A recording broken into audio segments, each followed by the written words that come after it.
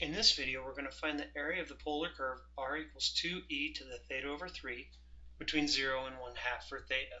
1/2 is kind of an odd angle measure, but we can still do it. So the area for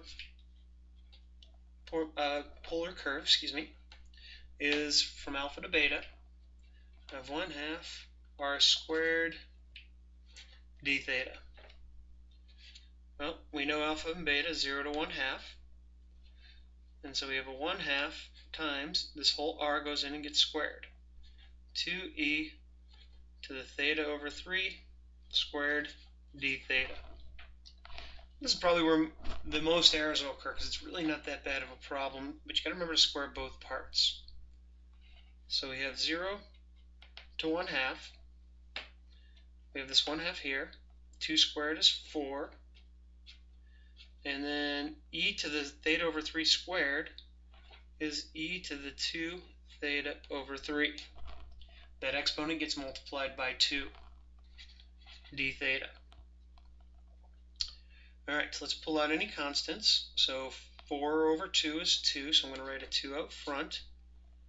0 to 1/2 e to the 2 theta over 3 d theta. Now at this point, if you want, you can use a u substitution. You might go ahead and let u equal 2/3 theta. You don't need to, but this is one way of approaching it.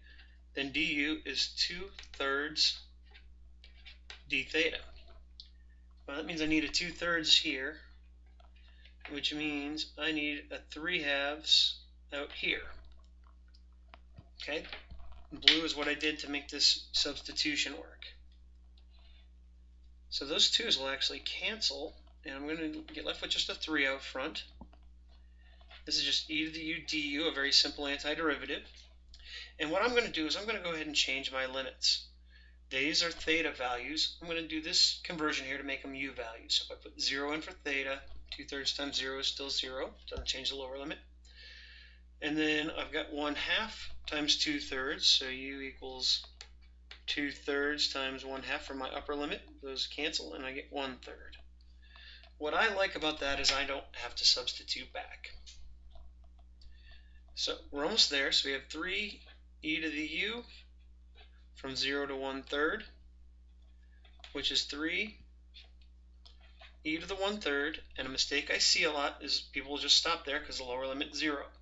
We have to calculate that because e to the 0 is not 0, it's 1. So our exact answer will be 3 times e to the 1/3 minus 1.